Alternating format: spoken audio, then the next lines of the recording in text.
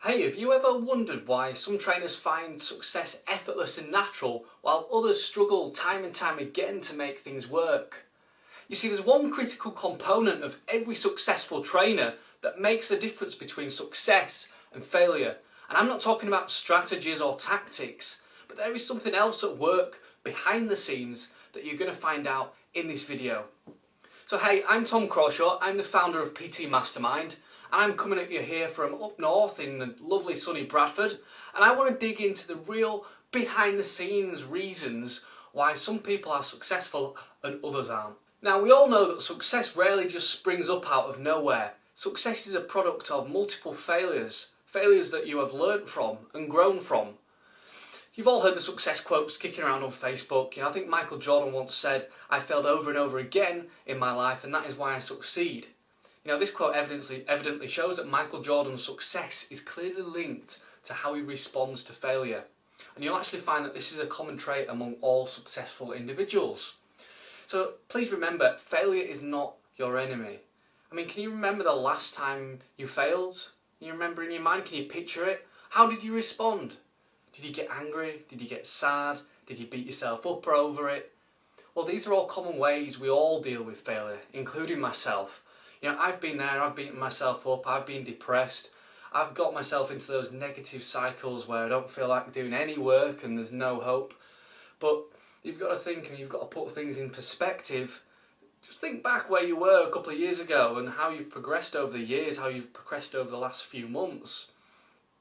And then you've just got to frame it, that failure is not huge in the grand scheme of things. One of the best things that I do when I go to bed every night is I write down 5 successes that I've had during the day.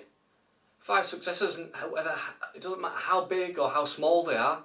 And then I'll look back, and if I've failed at anything, if I've not done anything that I perhaps planned on doing, I'll make sure that I learn from that, and I'll make sure that goes into my schedule for the following day.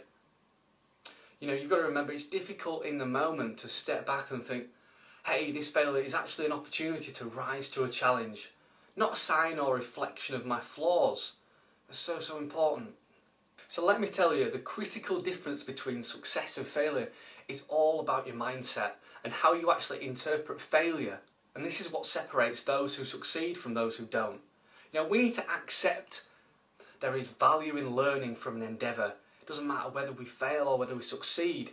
And this is the mindset of growth. Now, I know this is easier said than done. I do find myself criticising myself and my actions sometimes instead of learning from them. But you've got to really just step back and review and reflect on those failures and those decisions and the emotions that you felt. So just ask yourself, how has that setback motivated you to make a change? What have you learnt about yourself? And what can you do differently next time? A great way of putting yourself in that positive mindset is just to visualise a positive outcome.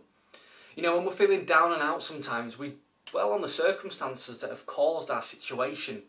Instead, focus on how you can create a positive outcome for the future and stop replaying that situation over and over in your mind, just wishing things would have gone differently. Take action and focus on what you want to change in the future. So to take this just a little bit further, you've got your emotions come into the picture. Your emotions take hold of you when you fail, when you succeed. That's when you feel super happy and alive and energized, but also when you feel upset, when you feel deflated. And our response to a failure is generated by our emotions. That's why it's so important to understand what emotional intelligence is all about.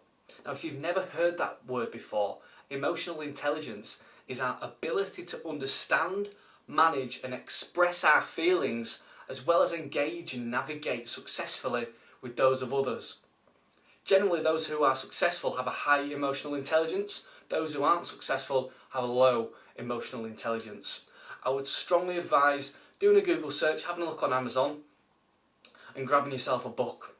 There's some great reading on the topic, and it's something that all entrepreneurs need to understand and know about. And in the next video, I'm going to be going into 3 simple ways that you can increase your emotional intelligence. So that's the end of this video. I hope you've got some valuable content out of this. Please, please, please implement. Make sure you've got yourself a diary, a success journal, and write down your successes at the end of every day. This is this is one of the best things that you can take away from this video. Also, I want to let you know about my fitness marketing cheat sheet. So just click the link below this video and it'll take you through to a sign up page. Just pop your email in and you'll get delivered as a free PDF download my fitness marketing cheat sheet. I'll show you 7 proven strategies on how to grow your business from leading fitness experts. Thanks for watching, guys, and I'll see you in the next video.